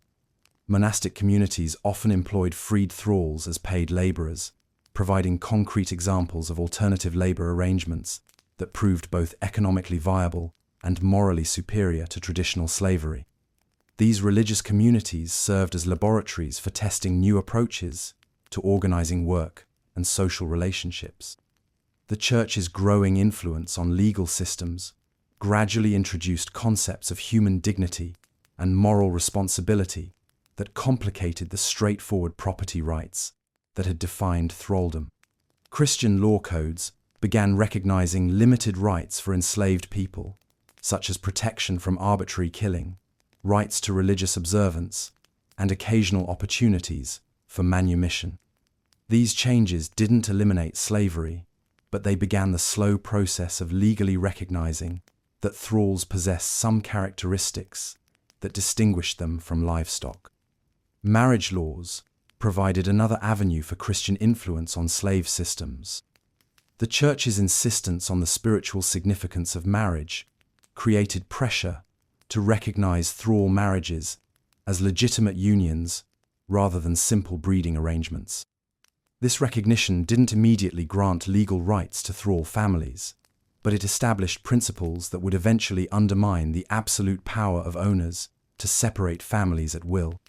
The gradual Christianization of Scandinavian society also changed cultural attitudes toward violence and punishment, making the spectacular brutality that had characterized thrall control seem increasingly uncivilized and morally problematic.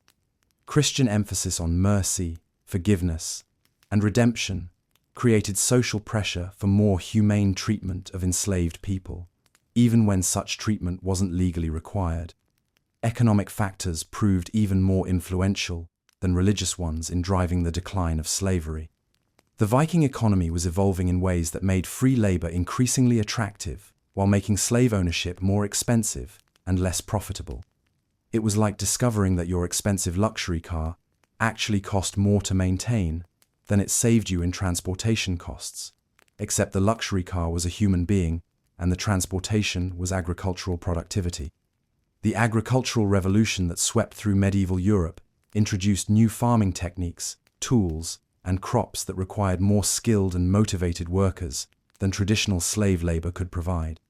Free farmers who owned their land and retained the profits from their work had powerful incentives to adopt innovations, improve productivity, and invest in long-term soil fertility.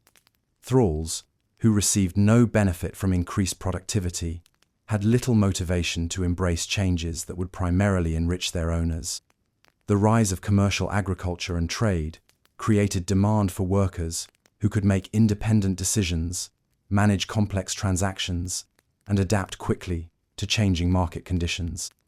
These skills required education, initiative, and personal investment that were difficult to develop or maintain under conditions of bondage.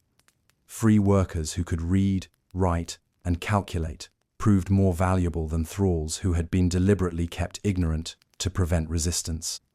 Urban development created new economic opportunities that were poorly suited to slave labor. Craft guilds, merchant associations, and professional organizations required members who could participate as equals in complex social and economic networks.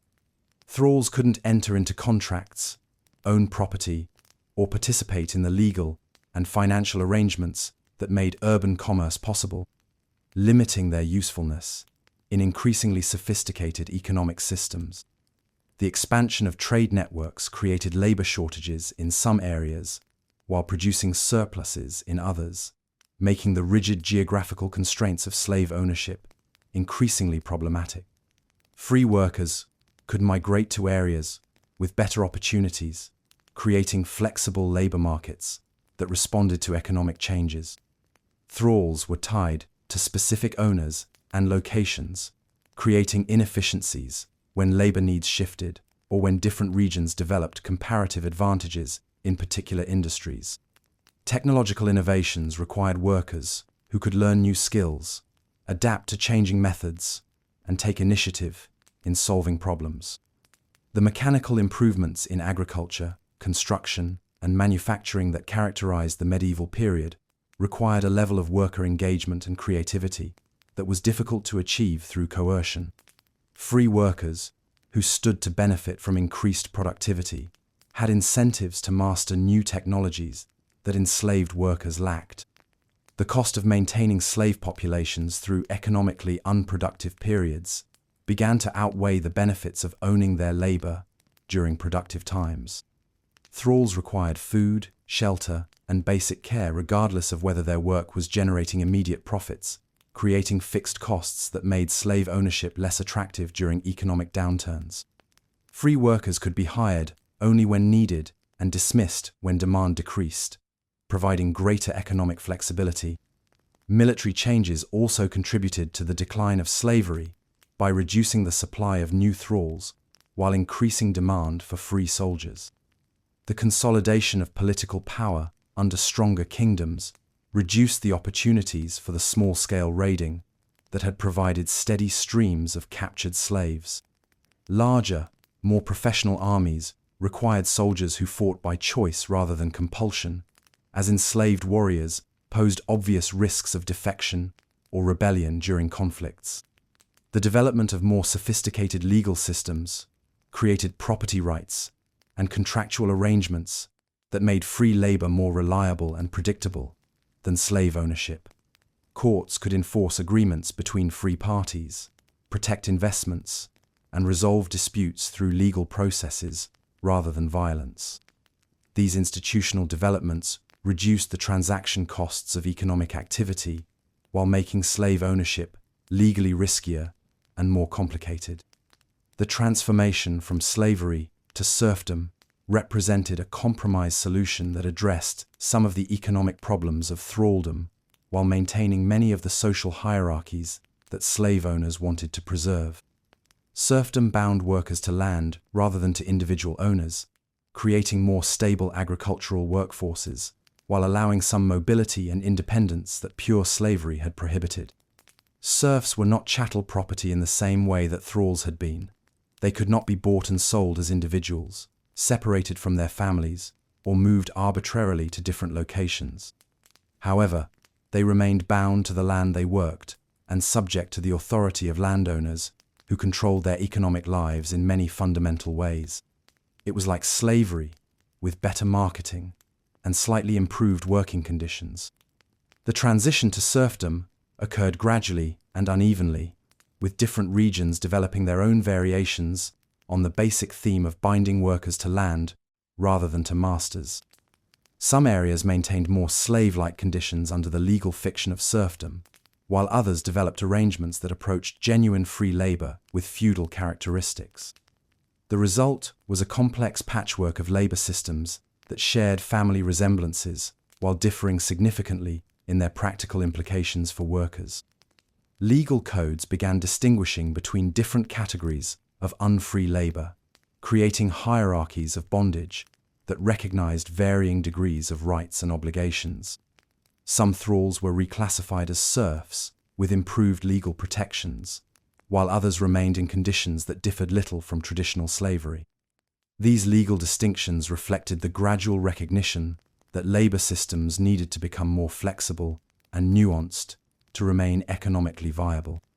The development of feudalism provided alternative frameworks for organizing social relationships that competed with slavery while maintaining many of its hierarchical characteristics. Feudal arrangements based on mutual obligations, military service, and land tenure created complex webs of interdependence that could accommodate various forms of unfree labor without relying solely on chattel slavery. Land ownership patterns shifted toward larger estates worked by populations of serfs who had hereditary connections to specific territories. This arrangement provided landowners with stable workforces, while giving workers some security of tenure and connection to place that pure slavery had denied. Serfs couldn't be sold away from their land, providing a form of protection against the arbitrary separations that had characterized thrall families. Economic relationships between landowners and serfs involved complex exchanges of labor, produce, and protection that resembled contractual arrangements more than simple ownership. Serfs typically owed specific amounts of work or agricultural output to their lords, while retaining rights to work land for their own benefit during designated times. These arrangements created incentives for productivity while maintaining hierarchical control. The gradual disappearance of slavery created new challenges for former thralls and their descendants as they navigated the transition to different forms of social organization. Freedom, it turned out, was more complicated than simply removing iron collars and declaring people liberated. Former slaves needed to develop skills, social connections, and economic resources that bondage had prevented them from acquiring, while confronting continuing discrimination and limited opportunities in societies that hadn't entirely abandoned hierarchical thinking. Some freed thralls successfully integrated into free communities, developing trades, accumulating property, and establishing families that gradually gained social acceptance over generations. These success stories provided examples of what liberation could accomplish, while remaining exceptional enough to highlight the continuing challenges faced by most former slaves and their descendants. Others found themselves trapped in economic arrangements that resembled their former bondage in all but legal terminology.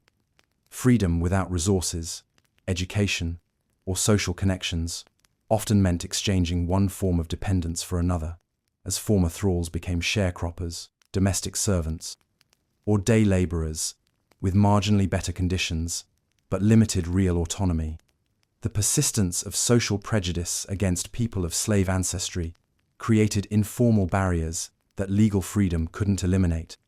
Former thralls and their children faced discrimination in employment, marriage, and social interaction that limited their opportunities while maintaining many of the hierarchical distinctions that slavery had created.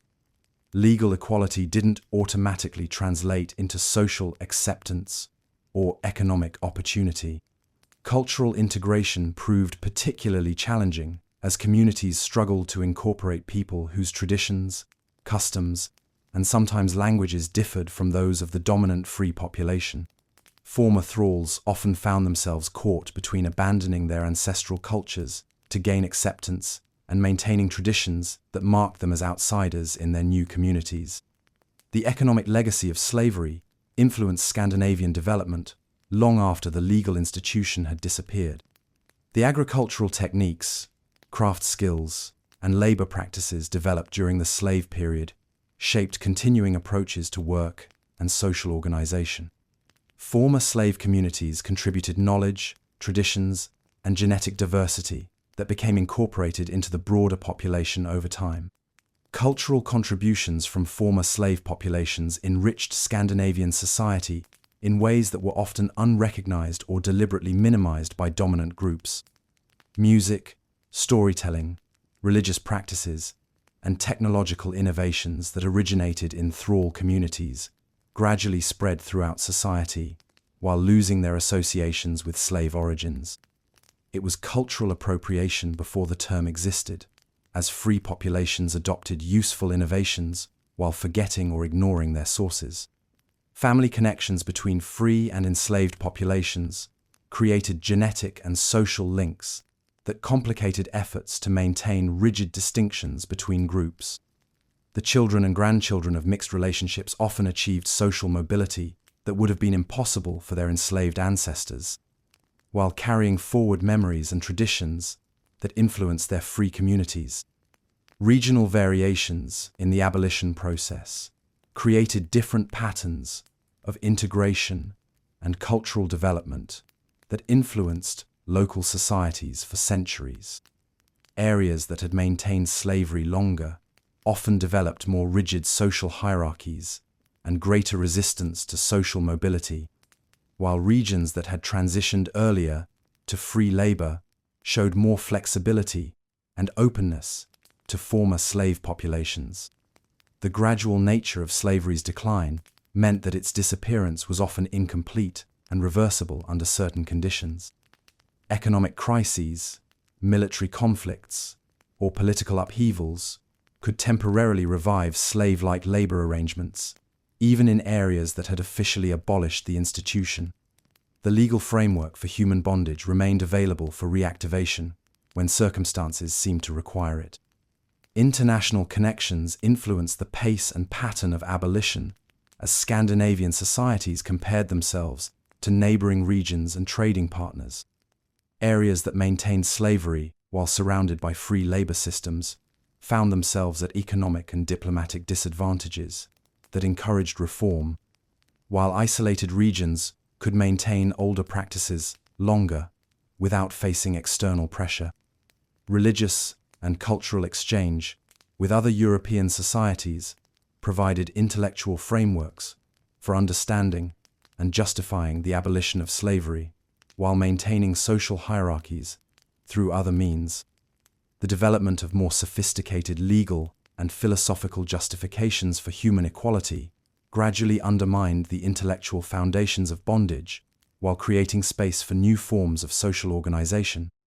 The documentation of the abolition process was often incomplete or deliberately obscured, as societies preferred to forget their participation in human bondage rather than commemorate its elimination.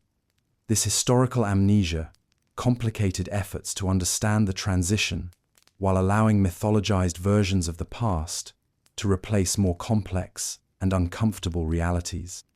The transformation of language around unfree labor reflected changing social attitudes, while sometimes obscuring continuing inequalities. Terms like serf, bondman, and villain replaced thrall and slave, while describing relationships that retained many characteristics of bondage under new legal categories. It was rebranding, rather than fundamental reform, changing the vocabulary of oppression without necessarily eliminating its substance. Modern Scandinavian societies largely succeeded in forgetting their extensive participation in slavery, creating national narratives that emphasized freedom, equality, and social justice, while minimizing historical involvement in human bondage. This selective memory allowed contemporary populations to feel virtuous about their ancestors, while avoiding uncomfortable questions about the foundations of their prosperity and social development. The archaeological evidence of slave communities gradually disappeared as former thrall settlements were abandoned, built over, or deliberately destroyed to eliminate reminders of an embarrassing past. Physical traces of bondage were systematically erased from the landscape, while written records were lost, destroyed, or reinterpreted to minimize references to slave ownership and trading.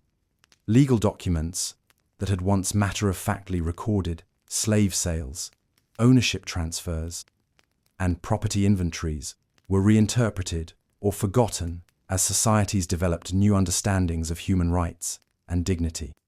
The casual acceptance of human bondage that characterized earlier legal codes became incomprehensible to later generations who had developed different moral frameworks.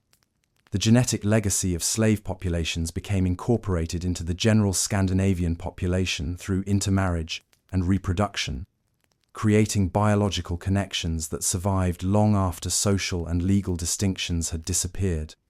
DNA evidence would later reveal the extent of this integration, while surprising populations who had forgotten their diverse ancestral origins. Cultural practices that had originated in slave communities were gradually absorbed into mainstream Scandinavian traditions, while losing their associations with bondage. Folk songs, agricultural techniques, crafts methods, and culinary practices that had developed among thralls became part of general cultural heritage without acknowledgement of their origins. The economic development of Scandinavian societies built upon foundations that included centuries of unpaid slave labor, creating prosperity that benefited later generations while obscuring its sources. The agricultural improvements, infrastructure development, and capital accumulation that characterized medieval progress depended partly on the exploitation of thrall populations, whose contributions went unrecognized and uncompensated. Educational systems developed national histories that emphasized indigenous development while minimizing external influences and uncomfortable aspects of the past, such as extensive slave trading and ownership. School curricula celebrated Viking exploration and cultural achievements, while treating slavery as a minor footnote rather than a central institution that had shaped society for centuries. The international slave trade connections that had linked Scandinavia to broader European and Mediterranean markets were gradually forgotten as societies focused on more comfortable aspects of their commercial history. The extensive networks that had moved enslaved people across continents were replaced in historical memory by sanitized accounts of trade in goods and commodities. The slow death of Viking slavery demonstrated that even the most entrenched social institutions could disappear when they outlived their economic usefulness and moral acceptability. What had once seemed as permanent as the landscape itself proved to be merely another human arrangement, subject to the same forces of change that affected every aspect of social organization. The thralls who had once labored in iron collars left descendants who became fully integrated into free societies, their bondage remembered only in scattered historical documents and archaeological traces that most people never encountered. In the end, the institution that had once defined social relationships and economic productivity for centuries simply faded away, leaving behind a more egalitarian society that preferred to forget how recently and gradually its commitment to human equality had developed. The long road to freedom had been traveled so slowly that no one could identify the moment when the journey was complete, proving that sometimes the most important social transformations happen through accumulation of small changes rather than dramatic revolutionary moments. The iron collars rusted away, the legal codes were rewritten, and the descendants of both slaves and masters eventually learned to live together as equals, though it took them several centuries and considerable effort to figure out how to make that arrangement work.